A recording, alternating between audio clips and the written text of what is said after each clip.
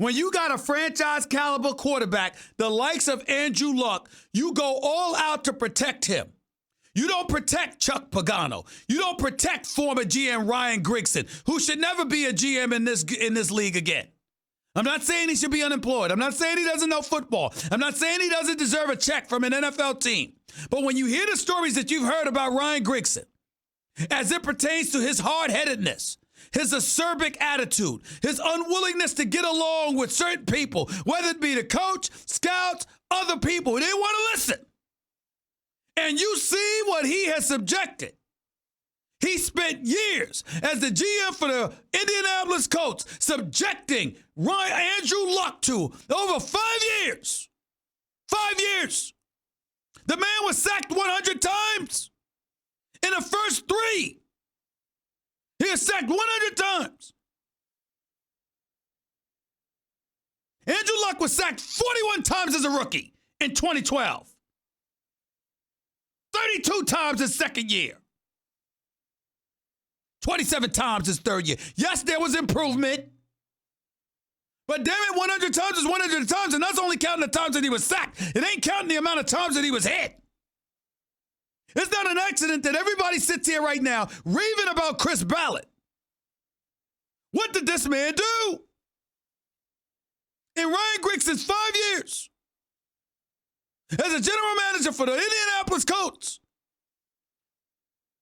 he drafted an offensive lineman to protect Andrew Luck and buffer a running game. Before the 7th round, only 3 times. You got to be kidding me. This is your franchise, and you didn't protect them. Not nearly as well as you should have. You looked at his 6'4" frame. You looked at the 240 pounds. You looked at those tree trunks for thighs and legs, and you just assumed he would be all right. Well, he wasn't. With each drop back, with each hit, this man was withering away. From what I understand, this deal is getting done. He will be back by week 1. At a certain point, when you say this is not working, do you wait until before the first game of the season? And if you wait before then, you're not going to play anyway. A lot of guys will work out on their own. There's no better environment than competing every day with guys who are at your same level, who play pro football. When you are in contract stalemates, holdouts, as one person texted me, you don't want to mess with Jerry Jones. The Stephen A. Smith Show on ESPN Radio is presented by Progressive Insurance. Guests on the Stephen A. Smith Show appear via the Shell Pennzoil Performance Line.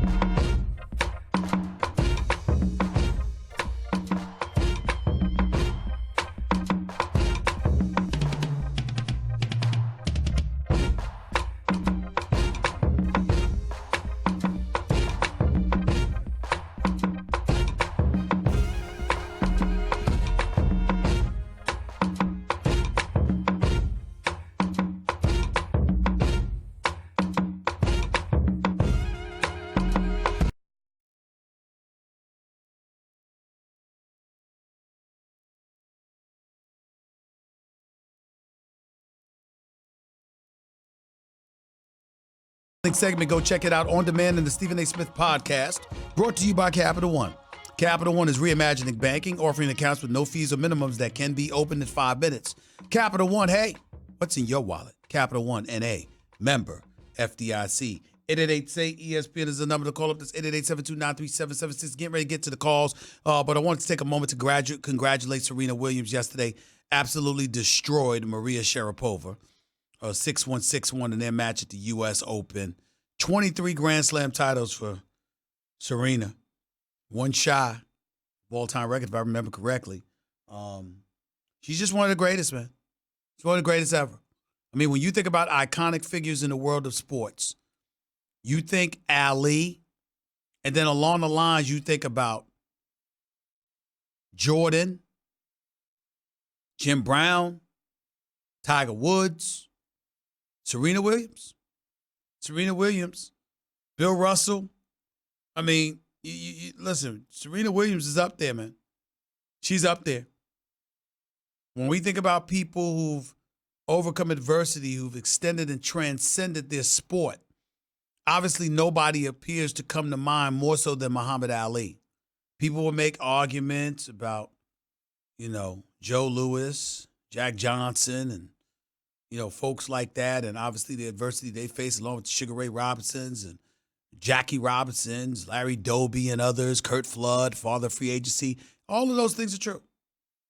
But when you consider what Ali had to go through, you just can't say enough. And then when you think about what Serena has accomplished, she's the greatest female tennis player of all time. She's the greatest. She's the greatest. You want to bring up Martina Navratilova? Fine. Chris Everett-Lloyd? Fine. Steffi Graf? Okay, go ahead. Go ahead. Nobody eclipses Serena Williams. Nobody eclipses Serena Williams. I'm just saying. I just wanted to make sure I'm very, very, very clear about that. 888-SAY-ESPN. It's 888-729-3776. To the phones we go. Let's go to Brian. You're live with Stephen A. What's up? What's up, Steve? Talk to me. What's up? Hey, first of all, I say I love your show, bro, man. I watch it every day, man. Thank you. Go ahead. Hey, for the 18-game season, though, you say you was for the 18 games. What about the fans, though? You bring your son to the game, and he's a big Ben fan. He said no that game. I'm sorry. He's a what? You're a Ben Roethlisberger fan, and that game he said no. But you bring your son. That's the only game y'all can make it to. I feel you on that. I feel you on that. That's something that's worthy of taking into consideration. But I got news for you. All the intel that we get about the NFL fan base is that folks can't get enough of football. They don't give a damn who's playing. You got preseason games outrating, in terms of ratings and stuff like that, outrating baseball games, outrating some basketball games, for crying out loud. When that kind of stuff is going on, that ain't about a particular athlete. That's about the sport and it establishing itself as an event. And when you take that into consideration, I think that's what you can't ignore. And that's what I'm paying attention to. Okay. All right. Well, appreciate it. All right. Thanks a lot. Let's go to Charles. You're live with Stephen A. What's up, Charles? Yeah, Steve, what I'm calling you about, I just got to continue and discontinue my workout at Malibu, and I'm looking at your show. What I was calling about being a former player in the NFL myself, I have a problem with 18 games because it's all about, let me finish, Steve. It's all about the money versus the players' bodies and conditioning. Then it was something you said this morning when you had a good friend of mine on your show, and Keyshawn Johnson, who kind of kept it politically correct. And I hear you say from time to time on your show that you like to keep it real. Well, I'm going to be for real with you, my man. Bottom line is this. The game has changed. As far as these quarterbacks, Luck and all them, there have been plugs. He was a plug at Stanford. The game has changed. These brothers are not going to stand back there and take that punishment. If you're not open in your route at the time, I'm leaving. I'm not going to take that punishment. As far as Tom Shady goes, as you guys think is the greatest Tom Brady, there ought to be an abstract by his name because they changed the game for him where you couldn't breathe on him or paint matting. There were guys in our locker room that was passing their head around. Who's going to knock him out first? Let me finish, Steve. No, sir. This is my show. Don't tell me let you finish. I can't just let you go on and talk like it's your show. It's my show. So if I got a question, I'm going to interrupt you because I want to gain knowledge from what you're saying. So show me the respect on my show to work with me and answer my question. You're talking and you brought up what guys are not going to take. Then you brought up Tom Brady and Peyton Manning. You're all over the place. So I'm trying to reel you back in. At the end of the day, are you saying that you shouldn't have an 18 game because of the punishment? Is that what you're saying? I'm saying that correctly. And let me be very, very clear. I'm going to use your quote. Yes. Because you know why? If a guy gets hurt during the preseason, that's going to cost him money if he can't Stop right there.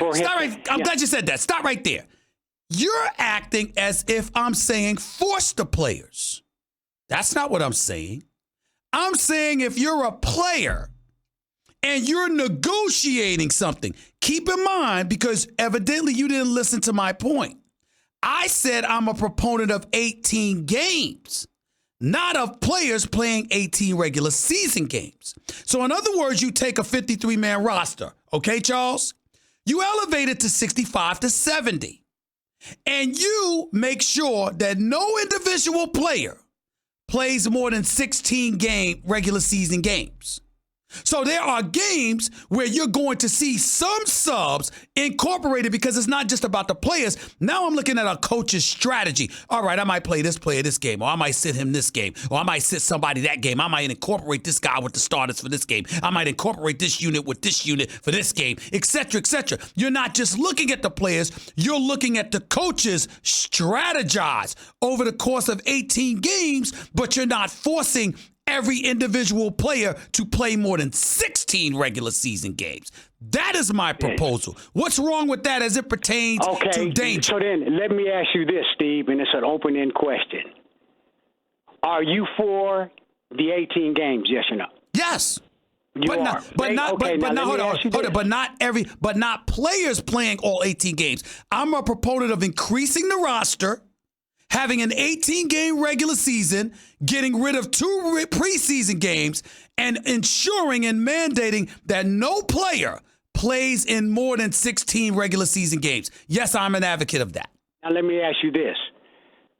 Is that beneficial for the NFL, yes or no? I think so. I think it's beneficial. I think it's beneficial for the players, too. When you said that, Steve, I'm not trying to cut you short. I'm just trying to reconnect with what you're saying. We're on the same page to a certain limit. As a professional, I didn't go to camp because I didn't feel I had to. Okay. My job was during the season like McDonald did, okay?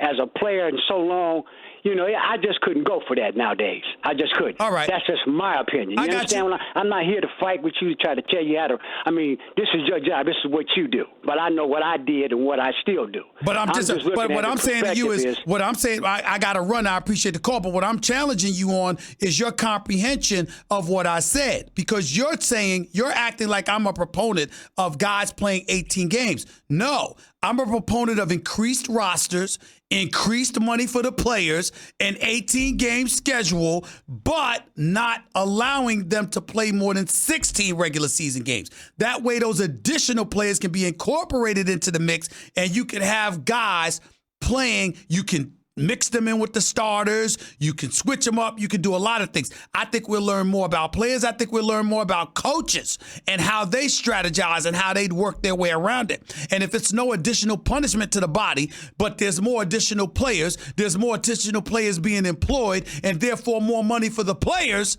I have no problem with it whatsoever. That's just me. Mark, you're live with Stephen A. What's up?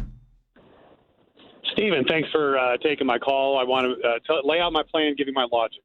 My plan is this: a 19-week regular season with 3 bye weeks for everybody, and add 1 round to the playoff.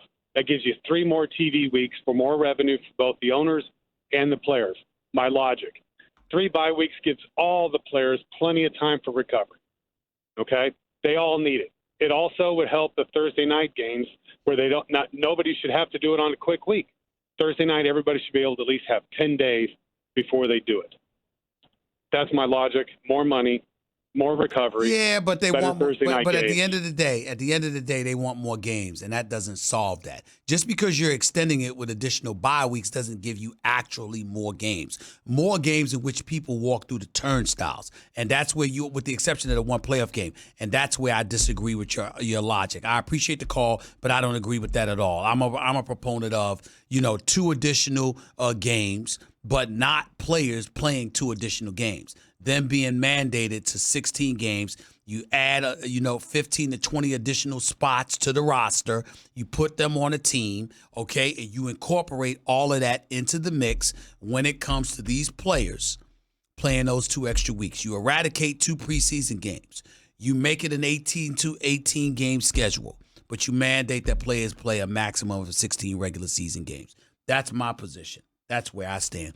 888-SAY-ESPN. That's 888-729-3776. You are still listening live to the Stephen A. Smith Show, ESPN Radio, ESPN News. Ed Werder reporter extraordinaire, is scheduled to come on with us at the top of hour number 2. I'll take your calls before that as we get set to end hour number 1 in just a few minutes. So stick around, don't touch that dial.